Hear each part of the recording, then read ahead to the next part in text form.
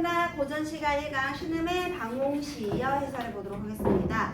일단 이 작품을 이해하려면 우리 선조와 광해군, 그래서 광해군과 그 다음에 우리 영창대군, 그리고 또 인조반정까지와 관련된 내용을 배경지식이 좀 가지고 있어야 돼요. 자, 25페이지 이번에 보기에 이런 게 있네요. 한번 읽어볼게요. 이 작품은 선조의 총애를 받던 신흠이 선조 사후 개추국사에 연루되어 관직을 박탈당하고 김포로 내쫓겼던 시기에 쓴 시조 30수 중 일부이다 이렇게 되어 있네요. 자, 그러면 유배문학이라는 걸 알 수 있죠?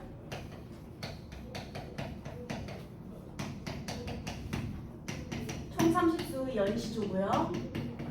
그렇죠? 그래서 이렇게 되어 있다는 걸 알 수가 있습니다. 이들 30수는 자연 지향, 세태 비판, 연군, 취흥 등 다양한 주제의식을 형성하고 있으며 여기서 지금 굉장한 힌트를 줬어요. 주제의식이 너무 다양하죠. 자연 지향은 자연 친화적 삶의 태도를 말할 테고 세태 비판, 이거는 현실 비판적인 성격, 연군, 임금님에 대한 감사의 의미, 취흥, 이건 흥추를 즐기는 것. 얘들아, 주제가 너무 제각각이지. 그러면 우리가 여기 본문에 등장한 연시조들 중에서 각각 어떤 주제의식을 가지고 있는지를 파악하는 것부터 출발을 하겠네요. 그죠? 네, 그 다음에 또 우리말 시가에 대한 작가의 인식까지 드러나 있대요. 그 서문격인 방홍시여서에서는 얘들아, 시작하다 서자거든요. 얘가 30수나 되는 시조집을 만들면서 거기다가 방홍시여에다가 서를 붙여서요. 들어가는 글 이걸 쓴 거야. 그러니까 연시조 앞에 서문을 쓴 거예요. 그래서 사실 이 방홍시여가 방홍시여서 얘하고 같이 잘 나옵니다. 자, 그래서 이 책에 서문이 있어요. 자, 서문에서 이런 말을 했대요. 내 인이 전원으로 돌아오매 세상이 진실로 나를 버렸고 나 또한 세상사에 지쳤기 때문이다. 자, 지금 여기서 자연에 응거하고 있다.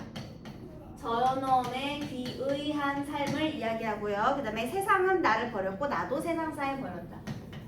세상이 나를 버렸고 나도 세상사에 지쳤다. 그래서 지금 여기에 있는 전원, 자연 속의 공간은 속세와 단절된 공간이다 라고 밝혀주고 있는 겁니다. 우리 고전시가 속에 등장하는 자연은요, 대부분 속세와 단절된 공간으로서 등장을 하거든요. 왜냐하면 대부분 유배문학이 많기 때문이에요. 자, 그러면 우리 개추국사에 대한 배경 지식을 한번 이어보도록 하겠습니다. 지금 광해군이 왕이 됐을 때, 여러분 광해군 아버님이 누구십니까? 우리 여기부터 출발해볼까요? 선조 임진왜란이잖아요, 여러분. 그죠? 근데 선조가요, 출신에 대한 그런 뭐라 그럴까요? 트라우마라고 해야 될까요? 원래 우리 조선시대 때 원래 적자계승을 해야 되는데 하도 급변이 많아가지고 이렇게 전통적인 왕후의 아들 적자가 계승한 적이 별로 없어요, 여러분. 그쵸? 그래서 얘가 혈통을 되게 중요하게 생각하는데 첫 번째 왕후와의 사이에서 자녀가 없었어요. 그래서 지금 여기는 이제 얘가 긁을 때 죽었어요. 그 다음에 여기 자리가 이제 공석으로 비어있겠죠? 그 다음에 두 번째 어떤 이렇게 무슨 빈이라고 하거든요. 왕후 말고 원래 여러 명의 그 마누라를 거느릴 수 있잖아요. 그래서 왕후 말고 빈 자리가 있어요. 그런데 뭐 무슨 빈 씨인지 중요하지 않지만 어쨌든 뭐 공빈 김씨, 인빈 김씨,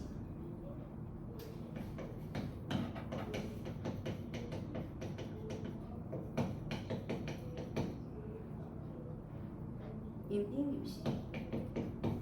네, 이렇게 여러 명, 이거 말고도 지금 부인 되게 많아요. 엄청 많은데 이 공빈 김씨 사이에 나온 아들이 얘가 이제 광해군이에요. 그래서 원래 광해군이 굉장히 얘 말고도 다른 아들들이 있긴 했는데 다들 개차반이고요. 그나마 쓸만한 자식은 이제 얘밖에 없었던 거야. 그런데 봐봐, 왕후와의 사이에서는 자식이 없고 그 다음에 왕후는 죽었고 그러면 이제 없잖아. 근데 얘를 왕으로 해야 되는데 출신이 마음에 안 드는 거야. 그래서 사실 임진왜란 때까지도 세자 책봉을 해주지 않아요. 얘밖에 될 사람이 없는데도. 그러다가 임진왜란 터지니까 부랴부랴 세자 책봉한 다음에 야 네가 여기 지켜 그러고 선조 도망가게 되는 겁니다. 그런 다음에 이제 우리 생각보다 광해군이 일처리를 너무 잘했죠. 우리 선조가 도망간 다음에 우리 한양을 잘 수호해냈어요. 그 다음에 이제 우리 또 저기 북쪽, 그래서 얘는 북쪽과 친하다 해서 대북파라고 불리는데요. 자, 어쨌든 간에 광해군이 이제 인기가 많아지니까 선조가 그걸 질투했다 뭐 이런 말도 있는데요. 그래서 이 새끼한테 주기 싫었는지 둘이 안 맞았는지 왕후를 한 명 더 드려요. 광해군과 비슷한 나이에 되게 뒤늦은 나이에 인목대비라고 하거든요. 그래서 인목왕후를 드립니다. 나중에 얘가 대비가 되죠. 인목왕후. 그러니까 두 번 결혼한 거죠. 두 번이 아니지. 너무 많지. 그래서 왕후를 얘랑 결혼 다시 했는데요. 얘가 아주 느금하게 또 영창대군을 낳아서 아들 하나 낳았네. 바로 이복 형제죠, 여러분. 어떻게 보면 여기 있는 엄마들이 다 엄마들이에요, 여러분. 그렇지? 이복 형제예요. 그런데 선조가 늙음하게 늦둥이를 보니까 게다가 출신도 좋잖아. 영창대군 너무 예뻐하는 거예요. 그래서 광해군이 이제 불안한 거야. 사실 어떻게 보면 얘가 적자계승이잖아. 적통을 이었잖아. 나이야 얘가 많지만 얘네 엄마는 빈이고 얘네 엄마는 왕후 아닙니까? 그래서 불안해. 그 다음에 얘가 이제 정치적인 세력을 등에 엄청 업었을 거 아닙니까? 얘를 밀어주는 세력들이 많이 생겼을 거 아니야. 그리고 선조가 얘를 너무 예뻐해. 그래서 불안하던 찰나에 조금 아마 시간이 더 있었으면 아마 세자가 바뀌었을 수도 있겠는데 선조가 갑자기 죽어요. 죽었어. 자, 그래서 이제 자연스럽게 광해군이 왕이 됐습니다. 자, 왕이 된 광해군이 어떤 일을 먼저 했을 것 같아요? 죽이지 않았어. 그렇지, 죽여야 돼. 그런데 갑자기 야, 너 재수 없으니까 꺼져. 너 불안하니까 꺼져 할 순 없잖아요. 명분이 필요하죠. 자, 어느 날 어떤 그러니까 공관 같은 데서요. 도둑이 침입을 해서 재물을 훔쳐가는 사건이 하나 발생했어요. 그래서 재물을 훔쳐간 범인을 잡았어. 잡고 보니까 재물을 훔쳐갔는데 서자야. 얘들아, 우리 서자가 어떤 사람이냐면요. 여러분 적자하고 서자는 알죠? 적자는 관직 진출이 자유롭지만 서자는 엄마가 출신이 조금 별로 좋지 않아서 걔네들이 이제 관직 진출이 제한되어 있단 말이에요. 그지? 그러니까 첩의 자식인 거지. 첩이 있는데 처의 자식이 아니라 첩의 자식 서자 7. 그 당시 중림 7년이라고요. 서자 7명 그 모임이 있었어요. 근데 걔네들이 몰려다니면서 하양처럼 맨날 술 먹고 놀고 그러거든요. 걔네는 돈 걱정이 없는 애들이야, 얘들아. 아주 유명한 권력가의 서자 7명이 지네들끼리 그냥 모여가지고 맨날 노는 애들인데 걔네가 도둑질을 하는 거야. 은을 훔쳐갔어. 말이 안 되잖아요. 그럼 왜 훔쳐갔니? 그랬더니 돈이 필요했대. 아니 니네처럼 돈 많은 애들이 무슨 돈이 필요하니? 그랬더니 역모를 저지르려고 돈이 필요했대. 이게 무슨 소리야? 알고 보니까 영창대군을 왕으로 만들려고 역모를 꾸미려다 보니 재물이 필요했다. 이 미친 소리죠, 여러분. 이게 진짜일까요?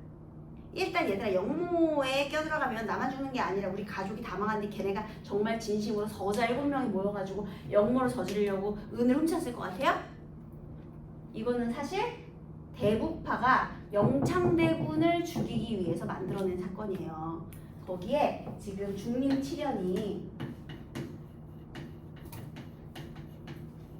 얘네들을 옥에 가뒀어. 그래서 옥에서 죽여버려서 그 개축년에 일어난 건데요. 사실 이거는 누구를 견제하기 위함이었냐? 영창대군을 견제하기 위함이죠.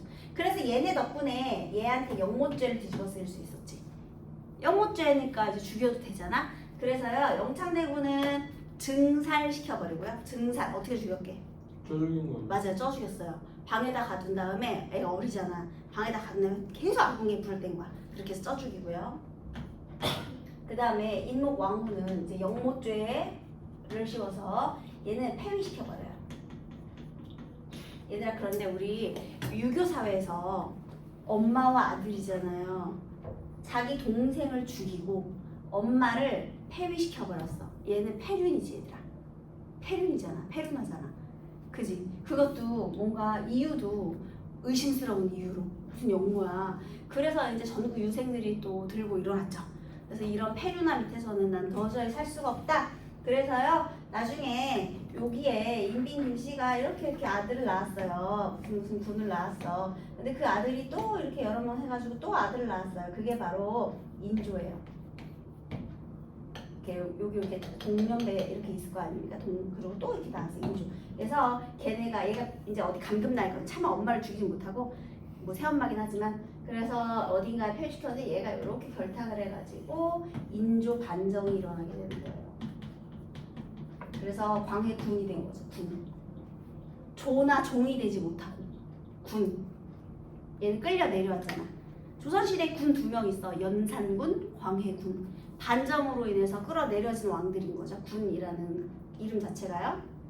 그래서 자 우리 이렇게 해서 광해군이 물러가게 되는 건데 자 지금 아까 대추곡사 사건이라 그랬잖아요. 그래서 여기에 있는 이 연못제 뒤집어 썼을 때 요때 신음이 연로가 된 거예요. 신음. 그러니까 지금 얘네 그러니까 요 대국파 세력이요 영창대군 세력을 다 쳐낸 거야. 요거 하나를 집어서. 자 그러면 신음은 원래 누구의 총애를 받았느냐? 선조의 총애를 받고 있었거든요. 그런데 신음이 지금 이 광해군 때문에 어떻게 됐어요? 유배를 하게 된 거예요. 그래서 유배 가서 쓴 거예요. 이해되셨나요? 자, 이런 사건을 바탕으로 하고 있습니다. 대추곡사 사건과 관련해서요, 우리 또 많은 문학 작품들이 연결이 돼 있을 수 있거든요. 그래서 광해군이 동생 밀어내고 죽인 사건 이렇게 기억해 두시면 되겠습니다. 알겠니? 대추곡사도 기억해 두세요. 자, 우리 이제부터 고전을 할 건데요. 여러분 고전 시가가 어려운 이유는 딱 하나예요. 어휘 때문입니다. 어휘. 왜냐하면 옛날 어휘로 쓰여져 있기 때문에 한자어라든지 아니면 중세 시대의 어휘가 여러분하고 잘 이렇게 경험이 별로 없으니까 좀 낯설게 느껴질 수 있어요. 그래서요, 우리 옛날 말들은 전부 거의 소리 나는 대로 적혀 있는 경우가 많거든요. 그래서 너네 영단어 외울 때도 눈으로만 보지 말고 계속해서 읽으면서 외우라고 하죠. 똑같아요. 고전 시가가 나오면 일단은 읽어봐야 돼요. 왜냐면 읽을 수 있어야 그 다음 해석을 하니까요. 그래서 여러분 소리내서 선생님이랑 한 줄 한 줄 읽어보도록 하겠습니다. 선생님 먼저 읽으면 여러분 따라 읽는 거예요. 1수부터 하겠습니다. 1수에 따라 읽으세요. 산촌에 눈이 오니 돌길이 묻혔세라. 삼촌의 눈이 오니 네, 소리내서 읽어야 돼요. 시비를 여지 마라. 날 찾으리 니 있으리. 시비를 여지 마라 날 찾으리. 자 거기 아래 아는 어떻게 읽냐면요. 첫 번째 음절에서는 찾으리처럼 아로 읽고요. 시비를 이렇게 둘째 음절 이하에서는 보통 의로 읽습니다. 그러니까 이런 것도 전부 알아봐야 되겠죠. 시비를 열지 마라 날 찾으리 니 있으리 이렇게 또 읽어보겠습니다. 밤중만 일편명월이 그 벗인가 하노라. 밤중만 일편명월이 그 벗인가 하노라. 자 이렇게 하니까 어느 정도 해석이 됐죠. 자 한번 볼까요? 이거 아주 유명한 구절이죠. 일수 보기로 자주 등장한 선택지에도 잘 등장합니다. 산촌에 눈이 오니 돌길이 묻혀 있구나. 그 다음에 시비를 열지 마라.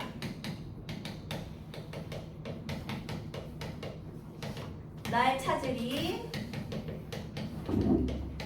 누가 있겠는가. 그 다음에 밤중에 일편명월이 그 벗인가 하노라 라고 얘기했어요. 자 여러분 지금 화자가 있는 공간이 어디라고요? 산촌이죠. 그러면 산촌 여기가 바로 자연의 공간이겠네. 그 화자가 응고하고 있는 자연 속의 공간. 그런데 산촌에 지금 뭐가 내렸죠? 눈이 내렸어요. 그래서요 돌길이 묻혀버렸어요. 얘들아 우리 산초는 자연 속에 있는 공간이니까요. 속세로 나아가려면 돌길을 지나가야 되죠. 자 그러면 돌길은 어떤 역할을 하느냐? 얘는 세상과의 연결 통로.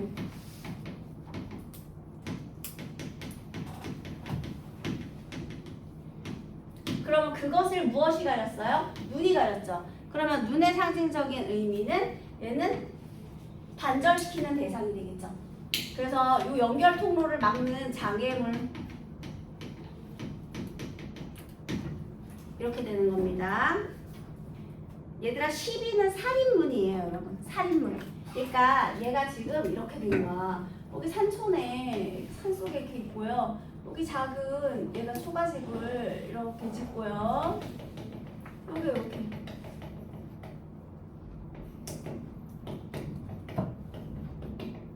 이게 지금 살인문이거든요. 여기 이렇게 열려있는 이 살인문 뭔지 알겠죠? 그런데 여기에 뭐가 이렇게 연결되는 거야? 돌길. 여기가 산촌이 되는 거고요. 여기가 속세가 됩니다. 얘가 뭘로 연결돼 있어? 돌길로. 그런데 지금 뭐가 눈이 와서 얘가 다 묻혀버린 상황이에요.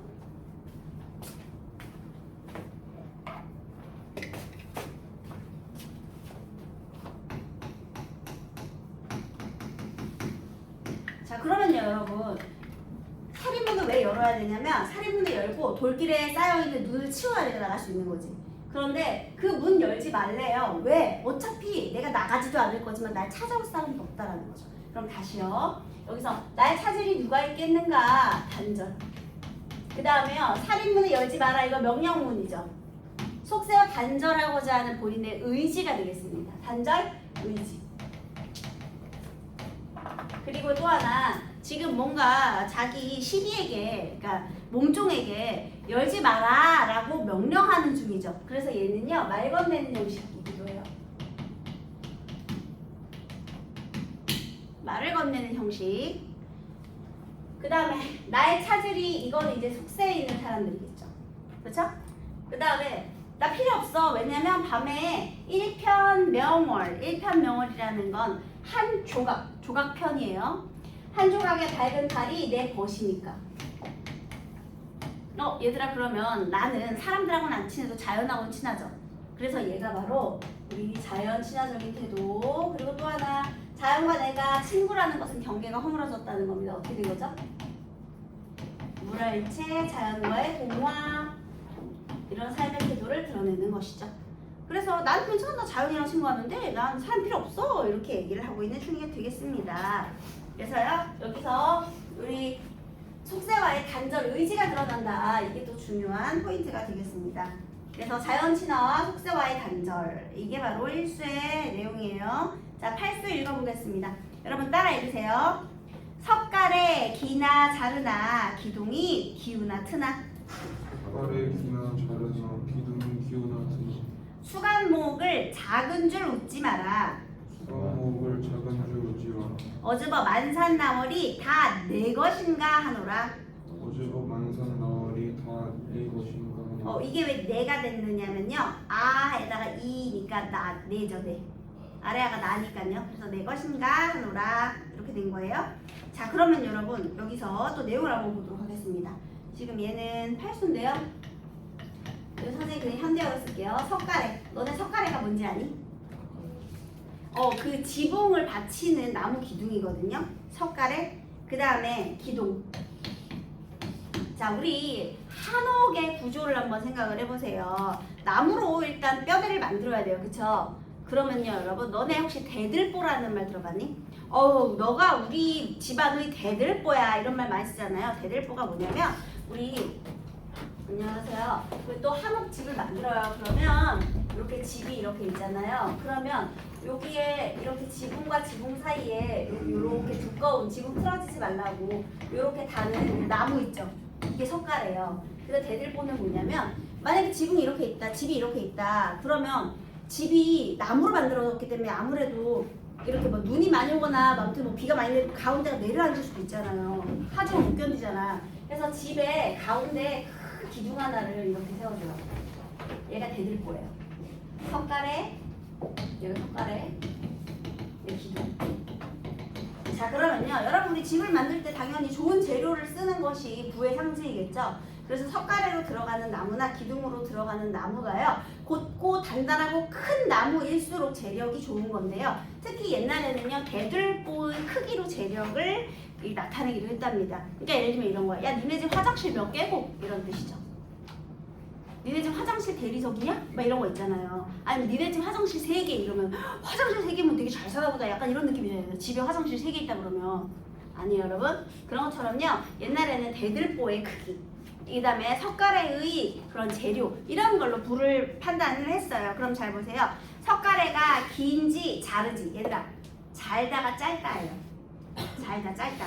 긴지 짧은지. 그 다음에 기둥이 기울었는지 틀어졌는지. 왜냐면 나무가 잘 틀어지니까. 자 그래서 얘네들은요 세속적 가치를 말하는 거예요. 세속적 가치로 부를 판단하는 거죠. 그 다음에요 또 여기 나타나는 형식은요 요거 대구법이죠. 석가래가 긴지 짧은지 기둥이 기울었는지 틀었는지 나는 그거 상관 안 하는데, 그리고 나는 어디 사냐면 수간모옥에 산대요. 수간모옥은요 몇 칸짜리 초가집 되겠습니다. 얘들아 모가 초가집 모자예요. 그래서 지금 내가 살고 있는 곳은 이런 좋은 으리으리한 한옥집이 아니라 초가집에 사는 거예요. 그러면 여기 나타난 표현 방법은 또 얘와 얘가 대구법 되겠죠. 아이고 대조. 대구도 있고 이렇게 대구죠. 그 다음에 여기 대비. 그래서요 수간목을 작은 줄 비웃지 마라. 얘들아 누가 비웃겠니? 속세 사람들이 비웃겠죠? 그런데 비웃지 마라. 이거 명령형이거든요. 그러면 나는 지금 내 삶에 만족을 해야 돼요. 하지? 그러면 우리 자신의 분수에 만족하는 삶의 태도 우리 이런 거 뭐라고 하죠?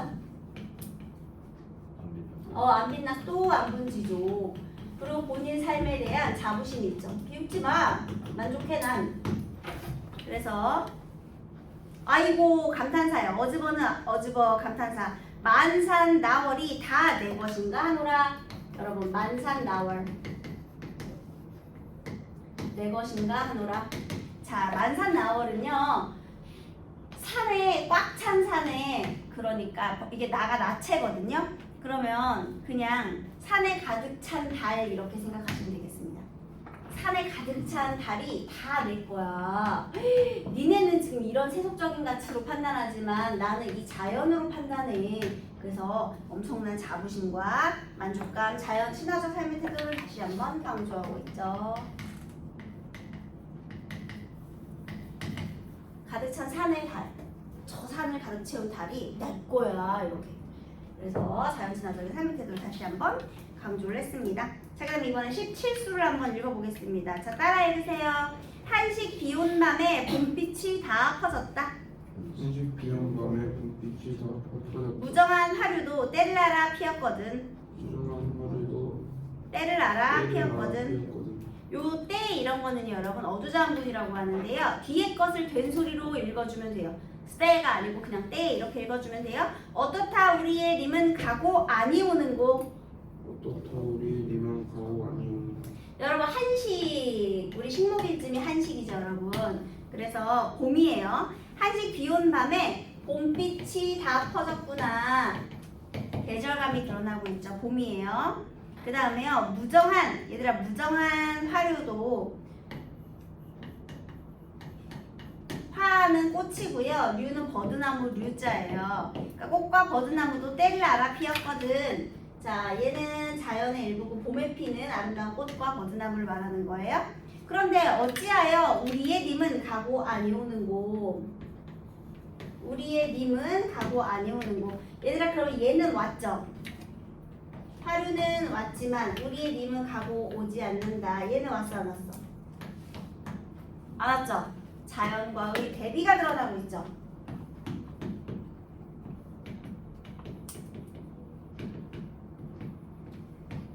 여러분 근데 여기서 이 님이 누굴 것 같아요? 잘 생각해봐. 지금 신은 여기 있어. 자고 안 오는 우리 님이 누굴까? 날 예뻐했던 선조입니다 여러분. 광해군이 아니에요. 광해군하고 사이 안 좋아요. 알겠지? 얘는 지금 영창대군 옹호 세력이니까. 오케이? 그래서요 여기서 우리의 님은 왜 가지 않느냐. 얘는 이제 연군의 정서를 드러냈는데요. 또는 오지 않는 님에 대한 원망이라고 해도 좋아요. 원망이거나 연군이거나. 선조 되셨으니까 못 돌아오지. 그래서 이렇게 좀 안타까운 심정을 드러내고 있더라. 그래서 얘는 이렇게 연군 그리고 님에 대한 오지 않는 님에 대한 원망이라고까지 해도 괜찮아요. 특히 자연과의 대비인데 우리 이런 데서 조심해야 할 거 있어요. 화자가 자연과 대비를 이루나요? 아니 님이. 그래서 그런 말 조심해야죠. 자연과의 대비만 기억하면 안 돼. 뭐가 자연과 대비를 이루는지까지 기억해야 되겠죠. 좋아요. 그 다음에 19수를 읽어보도록 하겠습니다. 여러분 따라 읽으세요. 창밖에 워석버석 님이신가 잃어보니. 창밖에 워석버석 님이신가 잃어보니. 읽어. 해란 해경에 낙엽은 무슨 일고. 해란 해경에 낙엽은 무슨 일고. 어즈버 유한한 간장이 다 끊칠까 하노라. 어즈버 유한한 간장이 다 끊칠까 하노라. 네, 지금 창밖에는요 워석버석. 워석버석이 뭐예요? 버석버석. 맞아요. 음성상징어예요. 이게 지금 무슨 소리냐면요. 해란 해경 이건 난초핀 돌길. 어쨌든 그냥 길이에요. 돌길에 낙엽이 무슨 일인가. 지금 이 워석버석 소리는요 음성상징어인데요. 의성어거든요. 버석버석 버스락버스락 이런 소리예요. 무슨 소리였습니까? 낙엽 소리였네. 그런데 이 워석버석 낙엽 소리를 내가 무엇으로 착각했어요? 님이 오는 소리로 착각을 했네요. 너네도 그럴 때 있지 않니? 내가 간절히 기다리던 문자가 있어. 그러면 내가 카톡 같은 거 기다리고 있는데 오지 않았는데 자꾸만 무슨 쬐끄만 이런 소리만 나도 카톡 이렇게 좀 환청 들릴 때 있지 않아요? 배달 음식 시켜놓고 기다리는데 뭐 띵동하는 것 같지 않아? 아니에요. 뭐 작은 소리만 나도 왔나 보다 할 수 있잖아요, 여러분. 얼마나 간절히 그리우면 이런 소리까지 연상을 하겠습니까? 그래서요, 착각을 하게 된 것은 바로 님에 대한 그리움 표출이에요. 결국 얘는 님에 대한 그리움의 정서를 드러낸 것이고요. 결국은 낙엽 소리를 님이 오는 소리로 착각을 했다는 거죠. 왜냐하면 이렇게 밟고 오면 버석버석 소리가 날 테니까. 근데 사실 그냥 낙엽이 굴러가는 소리였던 거야. 아이고, 유한한 간장이 다 끊길까 하노라. 그래서 지금 내 간장이 끊길까 하노라. 그런 고통을 이야기하는 거죠. 이해됐어요? 그래서 님에 대한 그리움과 그 다음에 고통, 그로 인한 고통. 그래서 그리움의 정서를 드러낸 거 이거는요. 됐어요? 자, 그 다음에 여기서 얘들아 주된 정서 뭐라고? 그리움이야, 그리움. 자, 그 다음에 마지막 30수 읽어보도록 하겠습니다. 따라해주세요. 이 부분 되게 많이 들어봤죠? 노래 삼긴 사람 시름도 하도 할샤. 노래 삼긴 사람 시름도 하도 할샤. 일러 다 못 일러 불러나 풀었던가. 일러라 우릴러 불러라 불었던가. 진실로 풀릴 것이면은 나도 불러보리라. 진실로 풀릴 것이면 나도 불러버리라. 삼기다는 만들다는 그 뜻이거든요. 그러면 노래를 만든 사람 시름이 하도 할샤. 얘들아 하다는 많다는 뜻이에요. 많기도 많았구나. 이렇게 해석하는 겁니다. 자, 누군지는 모르지만 어떤 사람이 노래를 만들었는데요. 얘가 생각했을 때 이 노래라는 것은요, 시름을 해소하기 위한 수단. 자, 노래의 기능. 시름의 해소. 너네도 스트레스 받았을 때 곡 막 불러. 그러면은 스트레스 좀 해소될 때 있잖아요. 그지? 그래서 원래 대도 않는 그런 고음 노래 같은 거 막 부를 때 있잖아. 그래서 감정을 정화하는 기능이 있거든요. 노래예요. 아니면 너네 막 슬픈 이별 노래 같은 거 들으면서 막 이렇게 감정 소모하고 나면 좀 스트레스 풀리는 경우도 있을 수 있잖아요. 그러니까 노래에 그런 감정의 정화 기능이 있어요. 그런데요, 그 사람은 참 시름이 많았구나 이렇게 얘기했고요. 일러 다 못 일러. 무엇으로는 다 못 일러내냐면요, 말로는 다 못 일러서 불러나 풀었던가. 무엇을 불러서 풀었겠니? 노래를. 말로는 다 못해서 노래를 불러서 풀었던 것인가, 이렇게 해석하는 거예요. 그 다음에 만약 진실로 풀린다면 나도 노래를 불러보고 싶다. 자, 그러니까 나도 어떻게 하고 싶은 거예요? 노래를 불러서 시름을 해소하고자 하는 소망이죠. 그리고 여러분, 이 지금 30수 또는 30수에 지금 딱 보니까 여기 한자가 별로 없지, 얘들아. 그죠? 여기서 한번 볼게요. 여기 표현 방법이 뭐냐면요, 노래 만든 사람 시름이 많기도 많구나. 그 다음에 다 못 일러서 노래를 불러 풀었는가. 진실로 풀린다면 불러서 풀었는가. 진실로 풀린다면. 여기 있는 거 여기 한 번 더 받았거든요. 이게 바로 연쇄법이에요. 원숭이 엉덩이는 빨개. 빨가면 사과. 이렇게 앞에 나온 말을 한 번 더 받아주는 거, 이게 연쇄법인데 연쇄법 쓰고 있고요. 그 다음에 우리말의 묘미를 대구법 이런 거 반복법 다 있고요. 우리말의 묘미, 굉장히 뛰어난 우리말 구사가 돋보인다. 한자가 별로 없잖아요. 그래서 이런 문학사적 의의가 있는 부분이 되겠습니다. 그래서 신음의 방홍시어는요, 저 1수라든지 아니면은 요 17수라든지 아니면 30수라든지 아니면 요거 우리 19수라든지 그냥 따로따로 선택지로 되게 자주 등장하거든요. 그래서 이번 시간에 정리를 해주면 또 도움이 될 것 같아요. 내신 볼 때도. 자, 1번 미끄러에 대한 설명으로 가장 적절한 것은 영탄적 표현을 통해 감정을 효과적으로 표출한다. 것인가 하노라. 내 것인가 하노라. 그 다음에 끊길까 하노라. 불러보리라. 하도 할샤. 이런 것들이 전부 영탄이에요, 여러분. 그래서 정답은 1번. 그 다음 2번에서 틀린 것은요, 혹시 몇 번이게요? 거기 2번 보시면은요, 1편 명월은 세태를 비판하고 억울한 처지를 호소하는 작가를 상징하는, 아니요, 그냥 자연 친화적 태도예요. 그죠? 그래서 틀렸습니다. 그리고 기역부터 디귿까지 어떤 게 가장 적절할까요? 기역은 화자가 찾고자 하는 대상이 존재하는 곳으로 볼 수가 있다. 눈이? 아니죠. 눈은 가렸잖아요. 그 다음에 니은은 뭐예요? 니은 돌길이잖아요. 그리워하는 대상과의 만남? 얘들아 여기 속세가 그리워하는 대상이 있는 곳이야? 아니 얘들아 일수에서 봐야지. 그냥 속세로 나가는 통로인데 아니죠. 그 다음에 3번 디귿은 화자가 처한 현실을 일깨워주는 자연물. 어때요? 님이 오지 않은 현실이 꽃 때문에 더 도드라지죠. 그게 맞는 소리예요. 그 다음에 기억과 디귿은 희망과 그리움. 아니 뭐 갑자기 눈이 왜 희망과 그리움이야.